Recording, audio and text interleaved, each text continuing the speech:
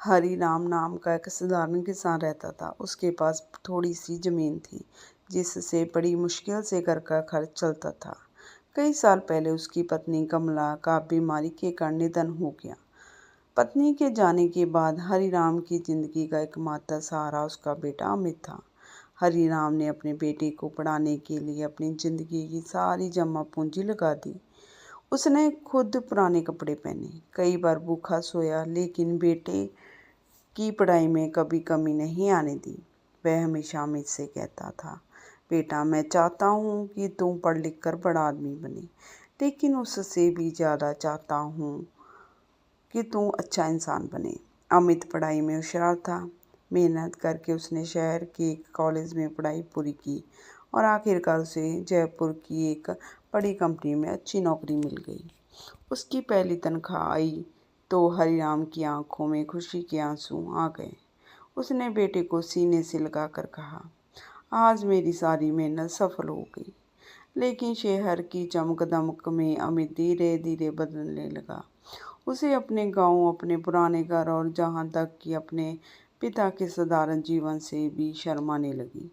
जब कोई उससे पूछता कि उसके पिता क्या करते हैं, तो वह गर्व से नहीं बल्कि झिझकते हुए कहता, खेती करते हैं। एक दिन हरिराम ने बेटे से कहा, बेटा अब तू कमाने लगा है, मुझे तेरी कमाई नहीं चाहिए, बस कभी कभी घर आकर मेरे पास बैठ जाया कर। अमित ने मोबाइल से नज़र हटाए बिना कहा, पिताजी अब मैं बच्चा नहीं हूँ, मेरे पास बहुत काम है। हर बार गांव में आने से मेरा करियर खराब होगा। हरिराम का दिल टूट गया, लेकिन उसने कुछ नहीं कहा।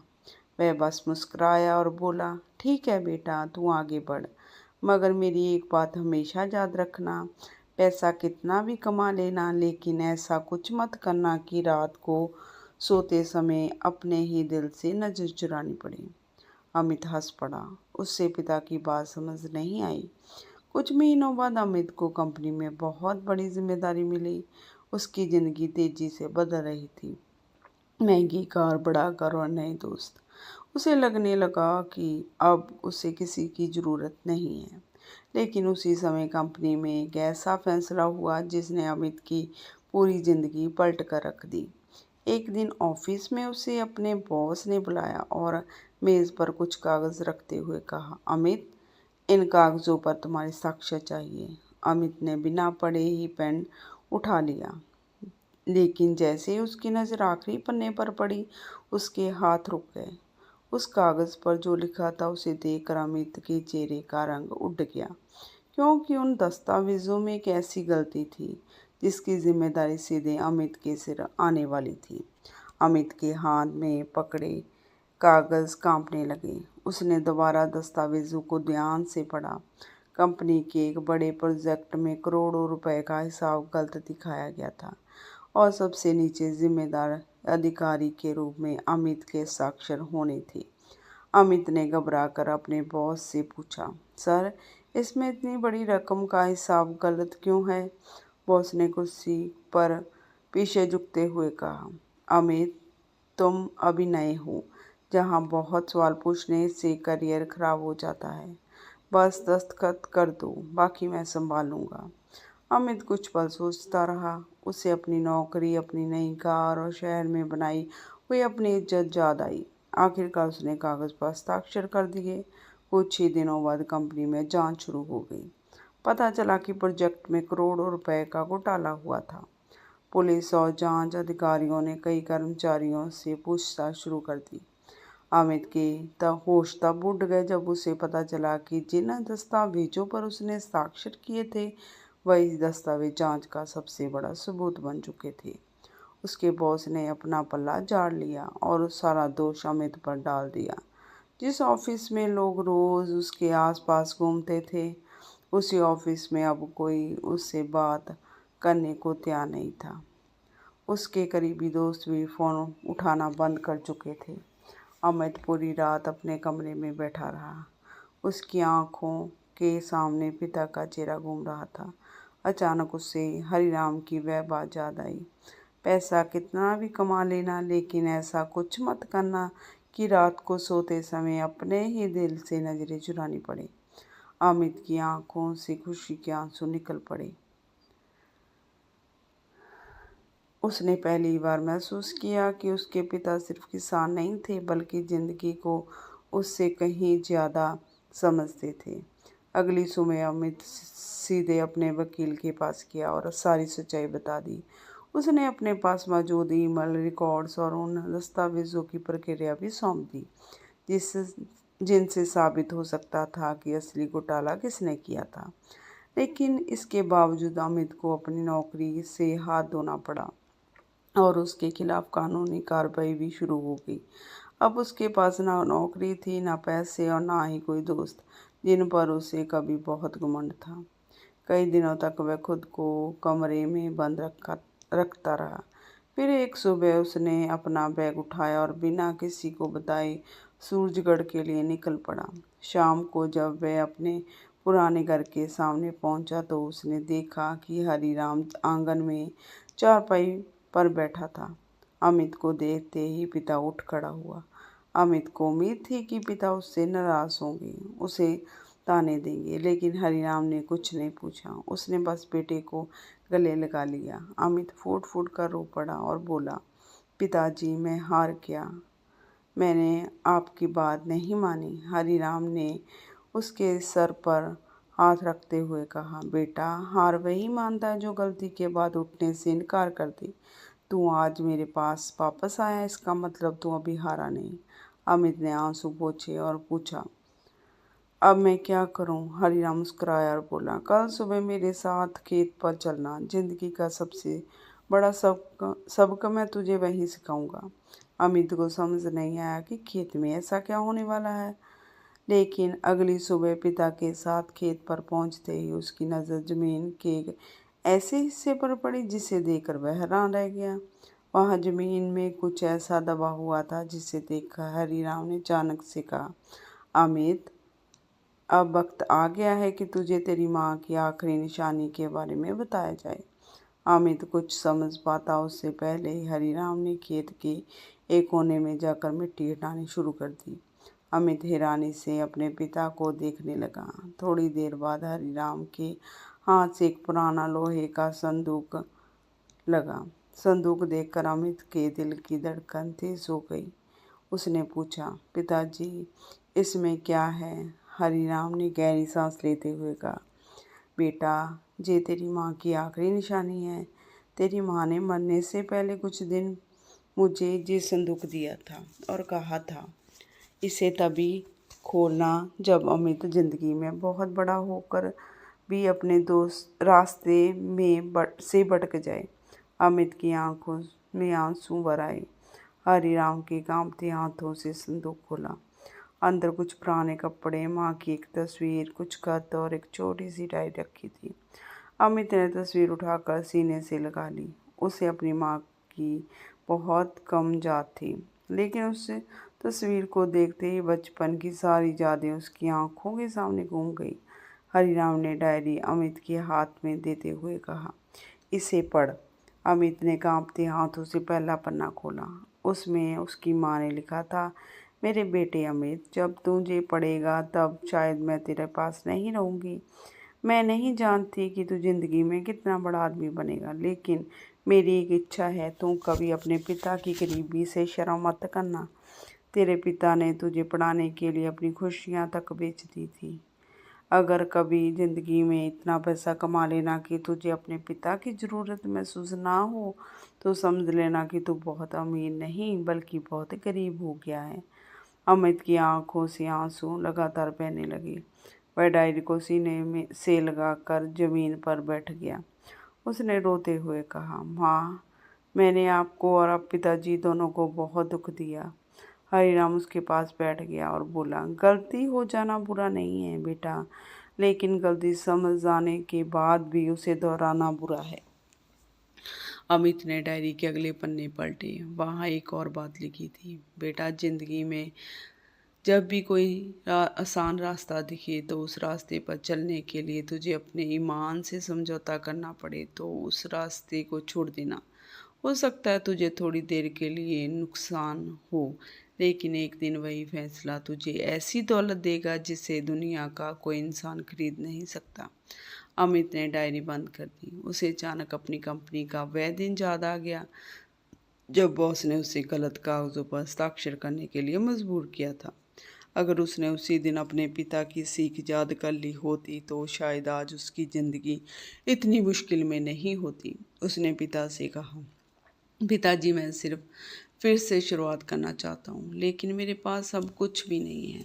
हरीना मुस्कुराया और बोला, तेरे पास सबसे ज़रूरी चीज़ अभी भी है, तेरी मेहनत और अपनी गलती स्वीकार करने की हिम्मत। अगले दिन अमित ने गांव में ही काम शुरू कर दिया। उसने पिता के साथ खेत में हाथ बटाना शुरू किया। शुरुआत में उसे बहुत शर्म आती।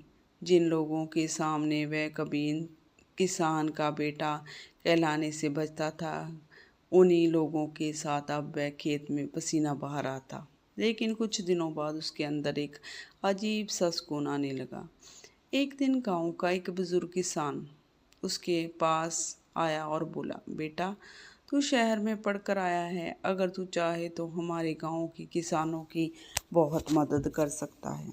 खेती में नई नई तकनीकें आई हैं तो हमारी फसल कई गुना बढ़ सकती है। अमित ने पहली बार महसूस किया कि शायद उसके जीवन का रास्ता यहीं से बदलने वाला था। उसने उसी रात एक फैसला किया। वह गांव के किसानों के लिए कुछ ऐसा करेगा जिससे उसकी मेहनत का सही दाम उन्हें मिल सके।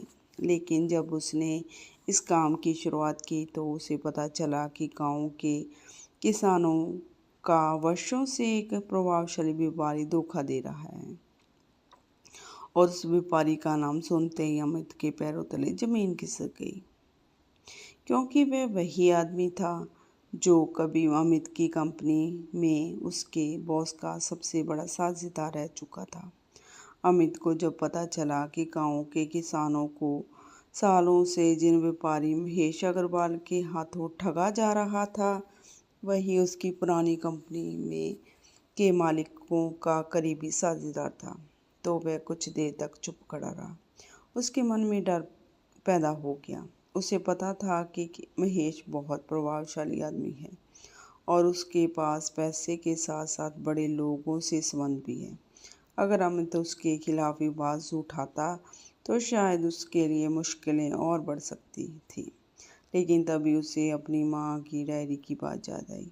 जब आसान रास्ते पर चलने के लिए अपने ईमान से समझौता करना पड़े तो उस रास्ते को छोड़ देना। अमित ने तय कर लिया कि वह पीछे नहीं हटेगा। उसने गांव के किसानों से उनकी फसलें बिक्री और भुगतान से जुड़े पुराने कागज इकट्ठे करने शुरू किए। धीरे धीरे उसे पता चला कि महेश किसानों की फसल बहुत कम कीमत पर खरीदता था और शहर में उसी फसल को कई गुना ज़्यादा कीमत पर बेच देता था। कई किसानों के पैसे महीनों से रुके थे। कुछ किसान मजबूरी में उसके कर्जदार बन चुके थे। अमित ने गांव के लोगों को एक जगह बुलाकर कहा, अगर हम सब मिलकर अपनी फसल सीधे मंडी और बड़े खरीदार तक पहुंचाएं तो हमें अपनी मेहनत का सही दाम मिल सकता है।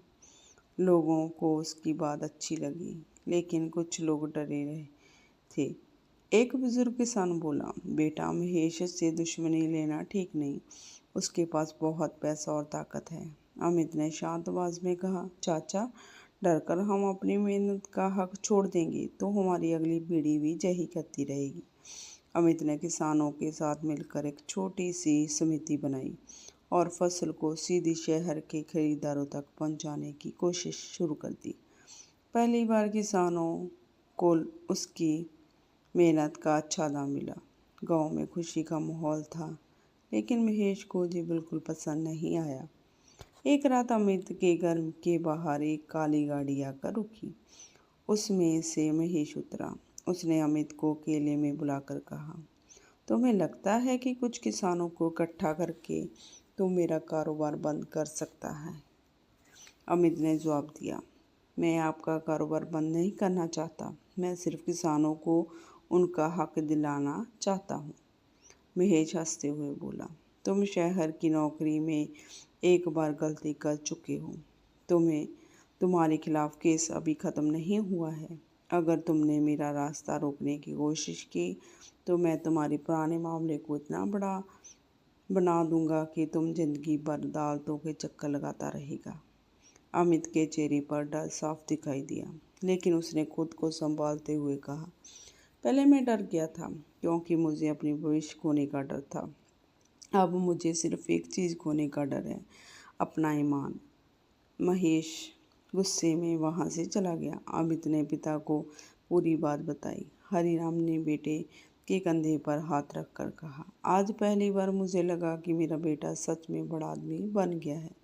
अमित ने पूछा, पिताजी लेकिन अगर मैं हार गया तो? हरिराम मुस्कुराया और बोला, सच की लड़ाई में हार भी जाओ तो आदमी छोटा नहीं होता, लेकिन डर के कारण सच छोड़ दो तो इंसान खुद की नज़रों में गिर जाता है।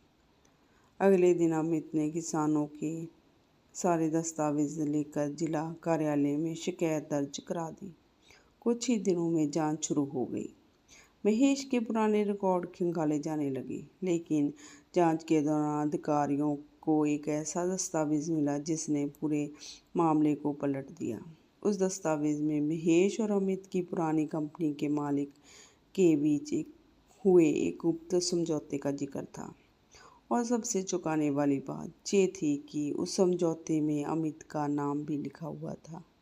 अमित ने दस्तावेज देखा तो उसके होश उड़ गए। उसने कांपती आवाज़ में कहा, लेकिन मैंने इस समझौते पर कभी साक्ष्य नहीं किए। अमित उस दस्तावेज को हाथ में लेकर देर तक घूरता रहा। उस पर उसका नाम साफ साफ लिखा था, लेकिन साक्ष्य उसके नहीं थे। उसने अधिकारियों से कहा, मैंने इस कागज़ पर कभी साक्ष्य नहीं किए, मुझे फंसाया जा रहा है। जांच अधिकारियों ने दस्तावेज को ध्यान से देखा और कहा, अगर तू सच बोल रहा है तो हमें इसके पीछे की पूरी कहानी पता लगानी होगी। अमित के पुराने ऑफिस से उसके रिकॉर्ड मंगवाए गए। उसके पुराने ईमेल, कंप्यूटर लॉग और कंपनी के दस्तावेज़ों की जांच शुरू हुई। इसी बीच अमित को अपने पुराने सहकर्मी राहुल का फ़ोन आया। राहुल ने घबराई हुई आवाज़ में कहा, अमित, मुझे तुमसे ज़रूरी बात करनी है। मैं बहुत दिनों से डर के कारण चुप था, लेकिन अब मुझे लगता है कि सच बताने का समय आ गया है। अमित तुरंत उसके सामने पहुंचा। राहुल ने उसे बताया कि कंपनी में होने वाले घोटाले की योजना कई महीनों पहले से बनाई जा रही थी। अमित को सिर्फ इसलिए आगे किया गया क्योंकि वह नया था और उस पर आसानी से जिम्मेदारी डाली जा सकती थी। जिस दिन बॉस ने अमित को कागजों पर हस्ताक्षर करने के लिए कहा था, उसी दिन उसके कंप्यूटर से कुछ जरूरी फाइलें चुपचाप कॉपी कर ली गई थी। बाद में उन्हीं फाइलों में अमित के नाम से कुछ नकली दस्तावेज तैयार किए गए। अमित के पैरों तले जमीन खिसक गई। उसने पूछा, तुम्हारे पास इसका कोई सबूत है? राहुल ने अपनी जेब से एक पेन ड्राइव निकालते हुए कहा, इसमें कंपनी की पुरानी रिकॉर्ड और कुछ ईमेल है।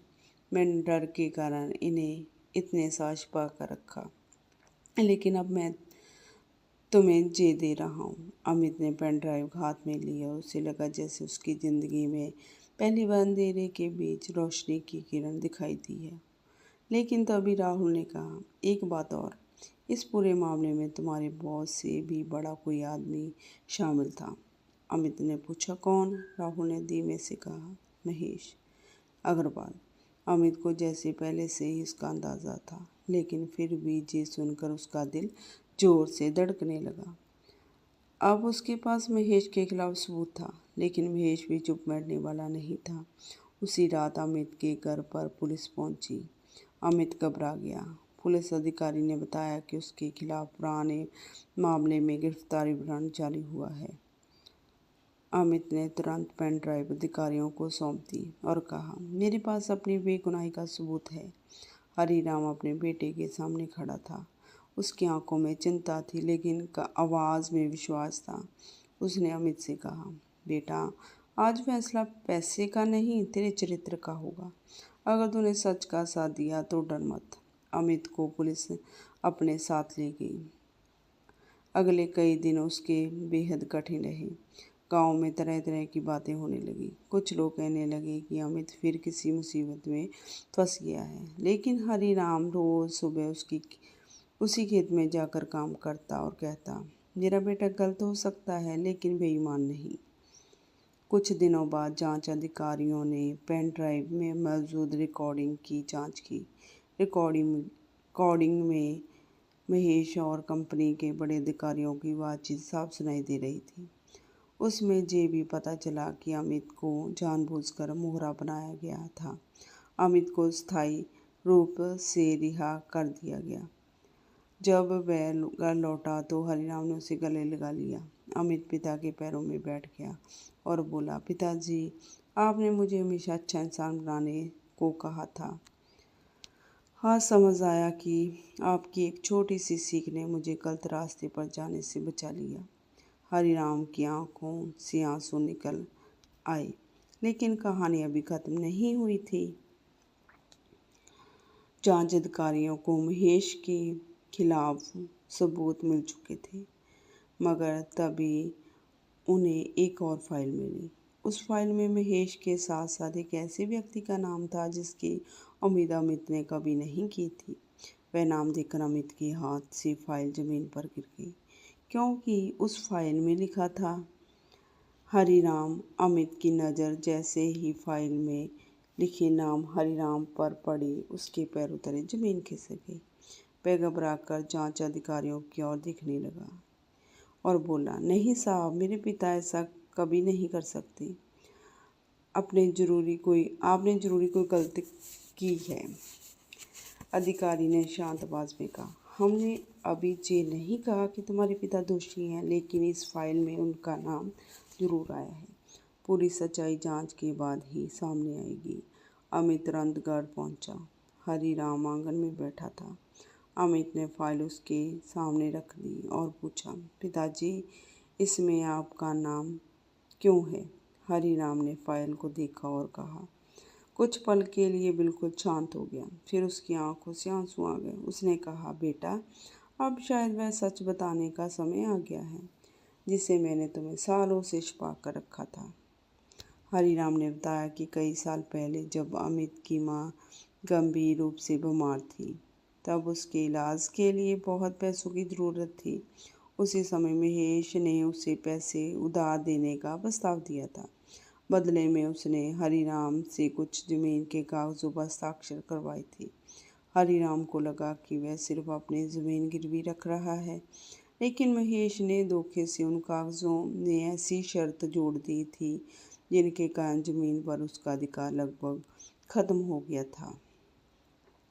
हरिराम ने अपनी पत्नी को बचाने की पूरी कोशिश की, लेकिन वह फिर भी नहीं बच सकी।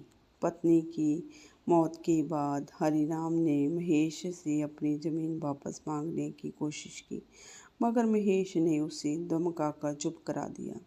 उसने कहा था कि अगर हरिराम ने किसी से कुछ कहा तो वह उसके बेटे अमित का भविष्य बर्बाद कर देगा। हरिराम ने बेटे की जिंदगी बचाने के लिए चुप्पी साध ली थी। अमित की आंखों से आंसू बहने लगे। उसने पिता का हाथ पकड़कर कहा, पिताजी, आपने मेरे लिए इतना सब सह लिया और मुझे कभी बताया भी नहीं। हरिराम ने कहा, बेटा, माँ बाप अपने बच्चे से हिसाब नहीं मांगते। मैं चाहता हूँ कि तू अपनी ज़िंदगी में आगे बढ़े, लेकिन मुझे ये नहीं पता था कि वही लोग एक दिन तुझे भी अपने जाल में फंसा देंगे। अब सारे राज धीरे धीरे खुलने लगे। पुराने दस्तावेज़ों और राहुल की रिकॉर्डिंग के आधार पर जांच अधिकारियों को पता चला कि महेश ने कई किसानों के साथ साथ हरिराम को भी धोखा दिया था। अमित की कंपनी वाला घोटाला भी उसकी नेटवर्क का हिस्सा था।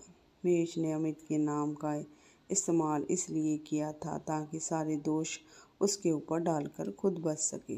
कुछ महीनों की जांच के बाद महेश और उसके साथियों के खिलाफ कार्रवाई हुई। अमित पूरी तरह निर्दोष साबित हुआ, लेकिन अमित की ज़िंदगी अब पहले जैसी नहीं रही थी। उसने शहर की नौकरी और जमकदम की ज़िंदगी में वापस जाने की बजाय गांव में रहने का फैसला किया। उसने किसानों की एक संस्था बनाई जिसके माध्यम से गांव के लोग अपनी फसल सीधे बड़े बाजारों में बेचने लगे। धीरे धीरे किसानों की आमदनी बढ़ने लगी। अमित ने गांव के गरीब बच्चों के लिए एक छोटी सी लाइब्रेरी भी बनाई ताकि किसी और पिता को अपने बच्चे की पढ़ाई के लिए अपनी खुशियां ना बेचनी पड़ी। एक शाम अमित अपने पिता के साथ उसी खेत में बैठा था जहां उसे अपनी माँ की डायरी मिली थी। उसने पिता से कहा, पिताजी, आपने मुझे कभी दौलत कमाने का तरीका नहीं सिखाया, लेकिन आपने मुझे ये जरूर सिखाया है कि दौलत से बड़ा क्या होता है। हरीराम मुस्कुराया और बोला, बेटा, जिंदगी में आदमी की असली पहचान उसके पास कितने पैसे हैं इससे नहीं होती। उसकी पहचान इस बात से होती है कि उसके कारण कितने लोगों की ज़िंदगी बेहतर हुई। अमित ने पिता के पैर छू लिए। उस दिन उसे समझ आया कि पिता की वह छोटी सी सीख, पैसा कितना भी कमा लेना, लेकिन ऐसा कुछ मत करना कि रात को सोते समय अपने ही दिल से नजरें चुरानी पड़े, सिर्फ एक वाक्य नहीं था, वही उसके जीवन का सबसे बड़ा सबक था। कभी वह अपने पिता की गरीबी से शर्माता था, लेकिन अब उसे गर्व था कि वह उस किसान का बेटा है जिसने उसे दुनिया की सबसे बड़ी दौलत दी थी, ईमानदारी, मेहनत और सही रास्ते पर चलने की हिम्मत। कुछ साल बाद अमित ने अपने गांव में एक बड़ा स्कूल बनवाया और उसके मुख्य द्वार पर अपनी माँ और पिता के नाम की पट्टिका लगवाई। नीचे बड़े अक्षरों में उसने सिर्फ एक वाक्य लिखवाया, जिस पिता की सीख को मैंने कभी छोटा समझा था, उसी सीख ने मेरी पूरी जिंदगी बदल दी। और उस दिन हरिराम की आंखों में जो आंसू थे, उनमें दुख नहीं बल्कि एक पिता के उस गर्व की चमक थी जिसका सपना आखिरकार पूरा हो चुका था। जिंदगी में पैसा, पद और शोहरत कभी भी इंसान की असली पहचान नहीं देता। असली पहचान उसके चरित्र और उसके फैसलों से होती है। माता पिता की छोटी सी सीख कई बार वह रास्ता दिखा देती है जिसे दुनिया की बड़ी बड़ी किताबें भी नहीं दिखा पाती। स्टोरी अच्छी लगी तो प्लीज़ मेरे चैनल को सब्सक्राइब, लाइक एंड शेयर ज़रूर करना। स्टोरी को पूरा देखने के लिए आपका बहुत बहुत धन्यवाद।